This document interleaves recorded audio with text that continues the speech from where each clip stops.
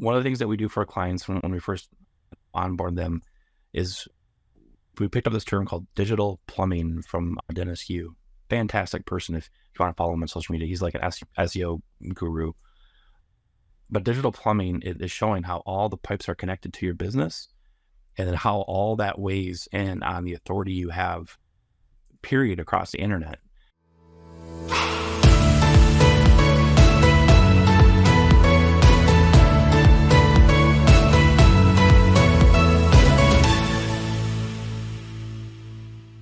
Welcome back to another episode of Digital Marketing Shop Talk. I am here with my good friend Jeremy Mullins, and my name is Mike Mahaffey. And for those of you who don't know, we've created this podcast to talk about marketing, to talk about things that are going on in the marketing world, to really help home service businesses.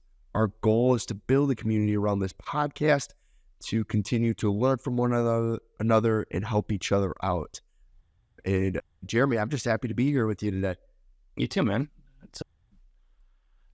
I like this podcast. It actually gives me something to look forward to every week. So appreciate you being on the call with me, man. Yeah, no, I love doing this, and it's just a great way for us to pick each other's brains. And while we're picking our brains, people who are watching can learn from it. Hopefully, hopefully. But a few episodes back, Jeremy, if you remember, we actually created a list together, a priority list for home service business owners when it comes to marketing tasks. One of the first ones we talked about was building a website. So we have our marketing efforts pointed to somewhere. Then we talked about a Google business profile, setting up a Google guaranteed account. The last time we talked about email campaigns and the importance of email campaigns. And now we're getting into the fun side of marketing. Not that any of that isn't fun, but this is where we get to be a little bit more creative, and this is where we get to interact more and more with our audience. And that really comes down to content creation. And when I say, before I kind of dive in, I want to define what I mean by content creation. Simply, you can think just social media, but really it goes across the board.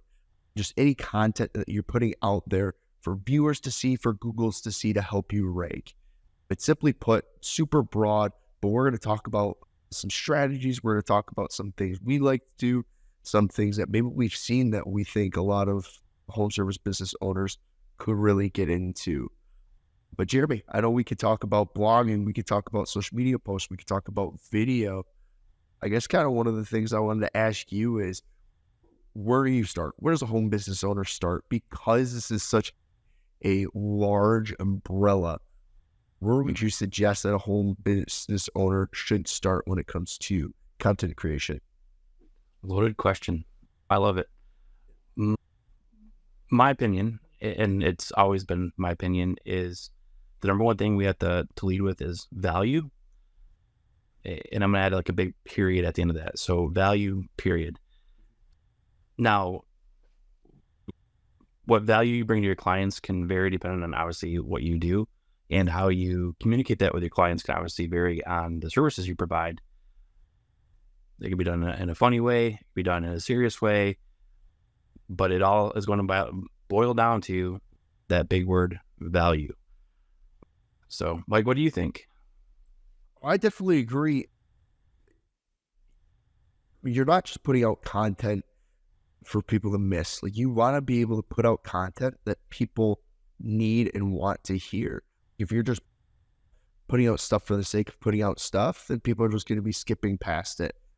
And if people are skipping past it and not interacting with what you're putting out there, then you're not going to be favored by social media algorithms like Facebook. They're not going to be putting out your posts extra. Or Google, if you're using a blog post, they're not going to help favor you in your Google rankings. So you need to be able to provide value, just like Jeremy was saying, so people can get a piece and understand that. I guess my thing is, I would always just say it can be very scary when it comes to content creation, especially for people that might not like doing it. Maybe they're a little more introverted or whatnot. But I think it really just starts with starting. You need a starting point. Just because this is a vast umbrella of things that you can get into, just start with something. Pick an avenue. I would start with blog posts so you can continue to build out your website. And as Jeremy said, write articles that are adding value, using frequently asked questions. I know that's a huge thing, answering questions before people can ask them. So if you're getting a lot of questions from your customers, though, that is a great starting point as well, because if a lot of your clients or customers are asking you a certain question, that means others are as well. So write a blog about that frequently asked question. Create a social media graphic or post about that social media. Maybe take your phone and make a selfie video to post on social media as well, talking about that. Do all three. It doesn't hurt if you use all three in answering the same question, because someone who might find your blog post might not be following you on Facebook. So you're gonna hit different audiences depending on what platform you use. So don't be afraid to use the same topic or same issue about in different formats in different ways. But I know, Jeremy, you like to preach a lot about this frequently asked questions. Like, what do you have to add to maybe using frequently asked questions to leverage your content creation? Yeah, the questions that you get all the time. I'm gonna paint a scenario for you.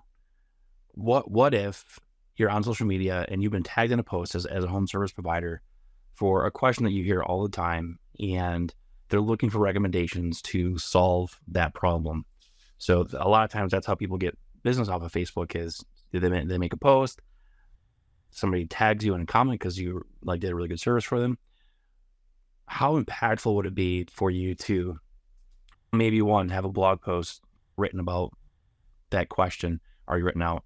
Two, maybe it's a video that you already have on your YouTube channel that's there to answer that question. Or even three, what would happen if you actually recorded a video and actually posted it on that question directly? So you actually put that person's name in there, and it shows you're not shy about answering that question and having the whole world to see. And that boils down to the content that you provide and how valuable it is. And as you said, once you get that question once, there's a really good chance you're going to get it multiple times for that service that you provide. Might as well just be on top of it, in my opinion. Yeah, exactly. Our podcast is directed, and we're trying to build a community of home service business owners, Jeremy, and that's our audience. That's who we want to talk to and relate to here. So they've spent their whole lives learning how to be a plumber, becoming an expert roofer, becoming an expert contractor, and all that. So they're most likely, we're talking about a community of people that might not be the most comfortable with sitting down and making a graphic to post. Maybe not the best writers to sit down and write a blog post. I guess for you, what would you say to those people that might be a little timid or might want to try to stay away from this just because it's not in their comfort zone? I'm going to state this: the treasure you seek is in the cave you don't want to enter. Everybody's a salesman. I truly believe that everybody's a salesman. If you're married or ever been on a date, you're a salesman. That's my philosophy. And if you can take the perspective that you're dating your clients and you're able to explain what you do in a nice and friendly manner, it doesn't matter if it's perfect. Honestly, they're going to like you for you, and they're going to want to do business because of you. So I'd flip the switch and actually ask them, you don't want to do this, but what is it costing you not to do this? Because I guarantee you that there's businesses out there that are going to do it, and they're going to do it on a very frequent basis if you're not doing that. And a lot of times it's free, Mike. That's the issue, right? You don't have to pay a marketing company like us to create this content. You can actually be out there doing it yourself, probably with the phone you have in your pocket that you run most of your business off of. So what's it costing you not to do it? That'd be my question. And if you've ever been on a date before, I think you know how to flirt with somebody. Not to say that you have to be creepy, but you have to be able to sell yourself on a certain basis. If it's not you, hire the right person that can do it for you. So hire a marketing company or something like that could actually start posting that content for you. Yeah, most definitely. You said something that you took right out of my mouth, but it's just if you are a business owner and you're afraid to start creating graphics, start writing stuff, just start with taking pictures of your jobs. Use your phone. Everybody has a phone nowadays. Just start taking pictures of your jobs. Start with before and afters. To take progress pictures of your team members working on what's going on. But you love what you do because you love a finished product. And the clients that you work for, the homeowners, the business owners that you do these jobs for, love what you do as well because you're giving them something to admire when you're done. And so the people online, they want to see that too. So just start with that. Take out your phone on jobs, start taking more pictures. That's just consistent content you can be putting out that will get engagement because people love seeing those satisfying things. Click record, show videos of you for starting, halfway through, and then the finished product, because one of the most viral things that you can do right now for video is those satisfying videos of seeing things worked through, seeing things get done, seeing things from when they're in a rough spot to looking brand new or completely fixed up and whatnot. So don't be afraid to use that phone in your hand, just like Jeremy was saying, because that would just be a great starting point to hopefully get you comfortable. And then I would suggest down the road to flip the camera and get yourself involved. But we can work there. There's a starting point. But Jeremy, what would you think the importance of maybe starting to flip the camera and actually add value through talking head videos like we see a lot on Facebook right now or TikTok and YouTube? I think it's important to be seen as the knowledgeable professional, period. If you know how electricity works and your clients don't, educate them. If you know how plumbing works and your clients don't, educate them. You're not giving your services away. You're educating your clients on making the right decision to hire you. And adding to what you're saying, Mike, people like those satisfying videos, and as bad as it sounds, they also like train wrecks. Meaning, as an example, I follow this foundation repair guy on social media, and he takes pictures almost daily on nightmare scenarios that he sees. The houses I don't know how are standing, and he explains each and every time he sends out a picture to the internet what is going on, why it's bad, and maybe even how they can come to a solution to fix the problem if there is one. And it's important. Every house, every building has to have a solid foundation. And the stuff that he posts, it's, oh my gosh, like, how is that house even standing? And it's a nightmare because you get this like anxiety, but at the same time, he comforts you saying, this isn't as costly as a repair as it usually think it might be. They can do this and this to get up to code. Don't be afraid to take pictures of those scenarios where it would scare a homeowner to calling you if they see that same issue with their pipes or with electricity, because you're the adamant professional. When you flip it and they actually can see your face, they can hear your voice, it starts to put a name and face recognition to the services you provide. And that's really important for bandwidth in their minds, right? Brand awareness, Mike, if I say tennis shoe, what's the first brand that pops to your head? Nike. It's because you've been imprinted with they're a quality tennis shoe. They have amazing products. People are talking about them on the social atmosphere. There's no reason why a plumber or electrician can't fill that same void for those same words. If I say plumber, who do you think of? If I say electrician, who do you think of? So it's important. Yeah, you're doing a lot of things, just like you said, by posting videos and stuff and interacting with your audience like that. You're building that trust. People see that you are an expert in the field, and they're more likely to come to you during that time. You're building that trust. You're allowing an avenue to make people feel more comfortable. And what I mean by that is, let's say they're in a situation where they're home, they have a rough roof and they're getting embarrassed by it, but they don't really want to talk about it. They don't really want to reach out to people by it. If you're posting videos of other people in similar shoes, you're going to make that homeowner more comfortable and feel more ready to come and reach out and do work. And then also you're making them more comfortable with like prices and stuff. Like maybe they're just petrified of how much roof or a new roof or their toilets backed up or something. Maybe they're just petrified about the price. Maybe you can, through these videos, comfort them and let them know like maybe it's not as much as they are, or maybe you offer payment options, or maybe you work with insurance companies. Who knows, all these different avenues. Because as soon as you start a conversation, you're allowing it to be out in the air, out in the light, and make homeowners feel more comfortable and ready to do work. And because you're being the source of those videos, they're gonna take that next step and work with you for sure. Yeah. There's many different facets to why you should be posting content out there. Now, Jeremy, I guess you're an SEO expert, so I always have to ask you this, basically in every conversation. Does the content, the texts that I'm putting out onto Facebook, out to LinkedIn, out to Twitter, does that even help Google? Does that help Google rankings? Does that have any SEO effect whatsoever? 100%.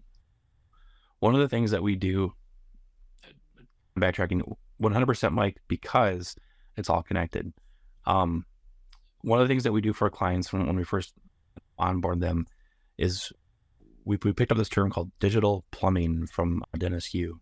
Fantastic person. If you want to follow him on social media, he's like an SEO guru. But digital plumbing is showing how all the pipes are connected to your business, and then how all that weighs in on the authority you have, period, across the internet. If you're the owner of a company, do you want to be known for your name? Do you want to be known for the service? If it's the company that you want to be known for, then you have to make sure that all the digital pipes, all the items are pointed to your company. Social media, Wikipedia, Reddit, like all these items that you can actually be using to make sure your company is known. You need to be connected on there in some way, shape, or form. Now, obviously, we all have a certain amount of bandwidth that we have per day, so we can't be everywhere that we want to be. But you can do the basics day in and day out. Everybody knows how to post on Facebook. Everybody knows how to post on most of the time on LinkedIn or Twitter. And those ones are going to be, or X now, it's now known as X, sorry. Those are going to be the bigger ones that are going to help propel you. And then once you get into the nitty gritty of posting YouTube videos, TikTok videos, making sure that the data on your website is accurate and posting on there on a regular basis, that's all going to start connecting, and the water will flow. All the digital plumbing will flow into your website for leads. So you reiterated a point that I made earlier, that you need to start by posting on some of these, but they all work together. And Google is the one that's connecting them. As Jeremy said, the plumbing system. So it's important to be posting on each available platform, because connecting a lot of things that Jeremy has mentioned throughout our conversation today is, first, it's free. All these different platforms that you can be posting on, it's free. As long as you take the time to dedicate this out of your day, you won't be having any extra charges whatsoever. And the more you can post on each platform, so posting on your website, posting on your Google business profile, Facebook, Instagram, LinkedIn, TikTok, YouTube Shorts, so on and so on, the more, as Jeremy said, you're building that plumbing that Google can go through and be connecting your business across the internet. And as it's connecting it and it's seeing more and more of your business pop up, they are going to favor you in the rankings, just because you're building that authority. They're seeing you in so many different places. It's you're showing respect for those potential clients and homeowners, but you're showing Google that respect too. It's just like, hey, I'm not just a small here like doing nothing. It's just, the more you're posting, the more Google can see you, and the more they respect you and will favor you because of that. Mm-hmm. I'm also going to push that there's the old adage that something is better than nothing. Exactly. And I think that as long as it's relevant to your business, it's going to be true. So it doesn't have to be an award-winning graphic. It doesn't have to be an award-winning blog. Just putting something out there is going to help your business in some way, shape, or form. So don't be afraid. This is what I'm trying to say is you bring value with the services you provide. It's okay to show that's okay. It's okay to show the value that you bring. So And hopefully through what we're saying, we're telling the why, we're showing some reasons how you can get started. And so hopefully this conversation is help lighting the fire to get business owners ready and committed to make time throughout their days to be taking pictures, taking videos, to post on their social media. But some of them, Jeremy, some of them right now might have that fire lit under them. They're like, okay, so let's do it. Now I need some help with the strategy. I guess the first thing that I can think of when it comes to strategy is just cross posting across all those platforms. So let's say a photo is the easiest one. You can post a photo on your Google business profile. You can post the same photo out onto your Facebook, Instagram, and so on. The easiest one also that we do in our own company is that really helps, is Jeremy likes to call Google Juice, Google to build your authority, is your blog posting. So when you post on your website, you post on your blog, just make sure to not just leave it there, because that is just sitting on your website and it helps your website. Don't get me wrong, you did something. So first, pat yourself on the back, you did it. But now let's take the next step. Take the link to that blog and be posting it onto Google. Okay, so now you're linking. Google sees it on Google Business Profile and are now sending people to that blog because they now see it on your Google Business Profile. Okay, so now let's also post it to Facebook. Now Facebook is seeing that same blog and you post the link to your blog. So now Facebook's sending people to that same blog, and Google will also recognize that it's on Facebook and it's connecting all of these dots. Same thing you could post on your LinkedIn. It's so on and so forth. Maybe you do the blog and take a video of yourself speaking about that blog that you can post onto TikTok, that you can post onto YouTube. It's all connecting these dots. And so just because there's so much out there doesn't mean that you need to be creating all this different content. You can just be cross posting them and connecting them as well. Now, there is an argument that I'm sure Jeremy's kind of thinking about, that there's different audiences on each platform, and we can get into that. But this is just a starting point. This is just a starting strategy to start with your content, because obviously the people viewing your content on Facebook are going to be different than the people that are viewing it on TikTok and YouTube and whatnot.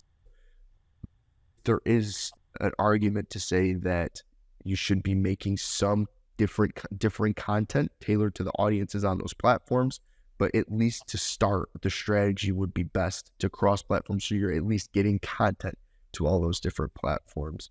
Mm-hmm. So Jeremy, do you have any thoughts on that? I do. A lot of times people forget that social media has a very short lifespan, meaning if I post something on Facebook today, there's a really good chance that somebody goes back onto my wall, it'll disappear from their feed forever in a matter of days, right?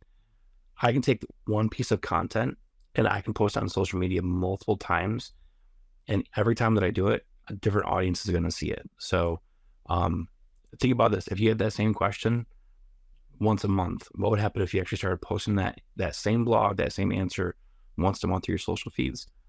Yeah, some people are going to see it. They're like, didn't you just post this? Fantastic. You have a raving fan. I love it. But a lot of times it's going to be the first time somebody sees it, and you're going to be the adamant professional, and you can get so much usage out of that one blog over and over again. To me, it makes sense just to create that library and post everything on your website multiple times a year, even if it might be something that you feel is going to be you posted last month. I guarantee that question that you were asked is going to be asked again by a homeowner. No, most definitely. And I was going to say, don't be afraid to show some personality when you're posting too. So let's say you launch a new blog on your website and you're posting it onto Facebook, you're posting it on Google. I just announced, new blog, you should check this out. It'll help you winterize your house or get your house ready for colder weather. And then a week later, as Jeremy said, when you repost it again, I show some personality, and it would be like, if you haven't seen this blog that we posted last week, here's the link again. It can really help you start to prep your home. So you can always just take the same content, just like Jeremy's saying, and just twist it a little bit. Like if you're comfortable, and show your personality. on videos, through your text, through what you're typing and whatnot, because people want to relate and show emotion, and they don't want to just look at you as a business. They want to look at you as a person or as people that are in that business as well. I think that's been just such an older tradition that really in the modern era has shifted, that people are done are the days where they just want to see a nice polished style of content like old commercials that we used to see, that it makes it look like that business is perfect and everything, suit, tie, and the kit and caboodle.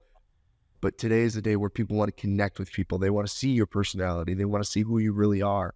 So don't be afraid to show your personality when you're creating this content to be posting out, because people want to see it, because they want to connect with you as well.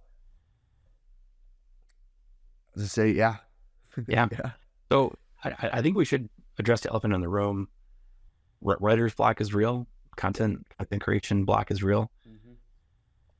Mike, what is your suggestion for a home service industry that doesn't know where to start? Where should they even start thinking of ideas if it's not the questions that are asked them on a regular basis? Okay, for sure. So the two biggest things that I would say is what Jeremy hinted at earlier, or just right there, is some of those FAQs I talked about earlier. And let's say you've used up all the ones that you've had. Just type in, if you're an electrician, just type in one of those frequently asked questions that you've already said, or maybe just even type in electricians into Google. If you scroll down a little bit, there's always a section on searches that say people also ask.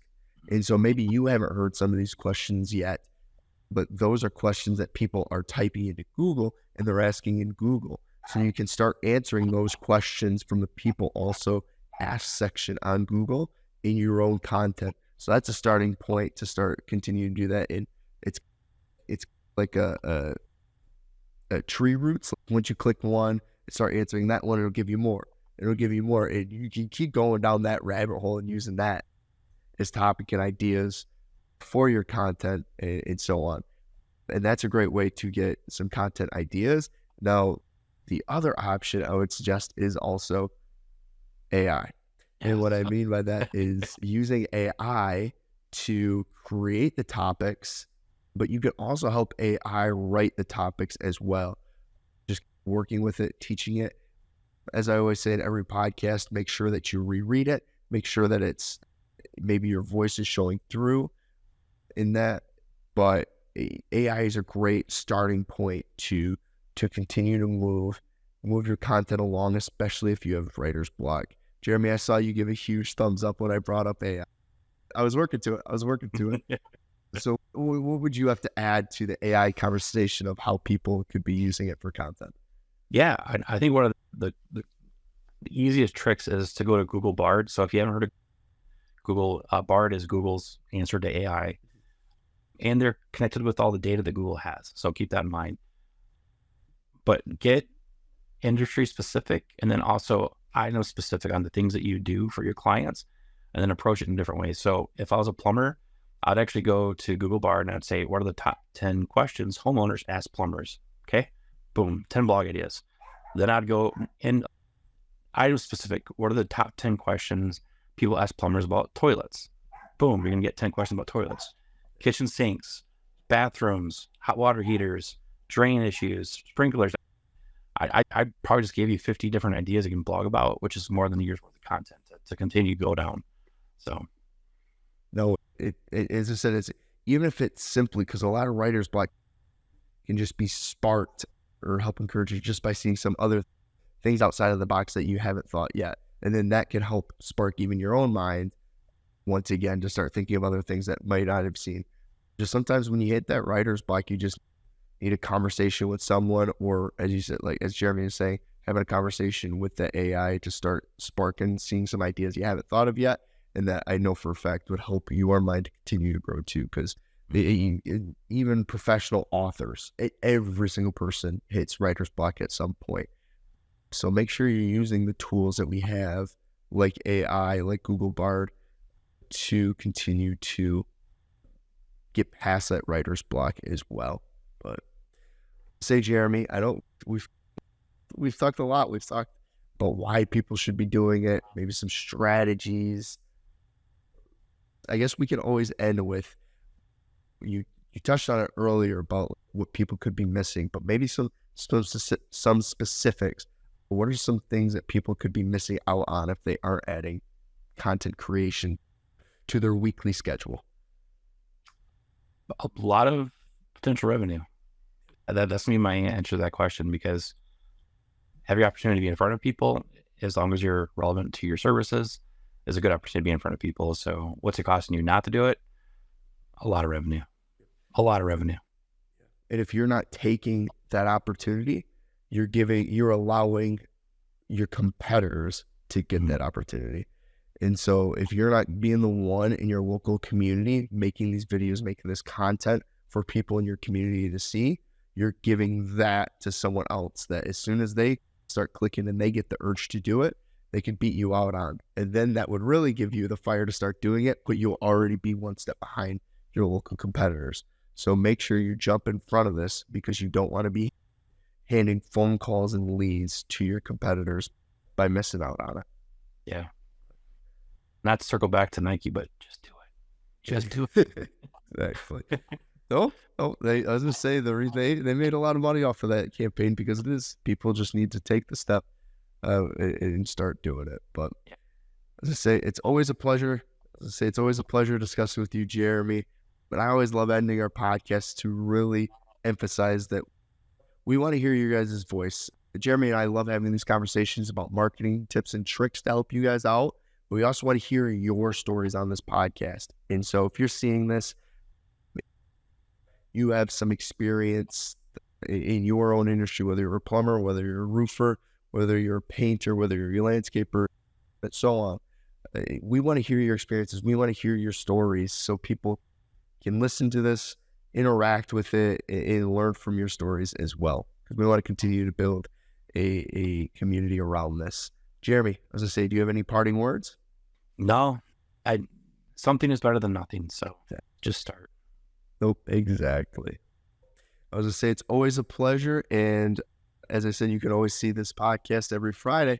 So we hope everybody has a good one. Cheers.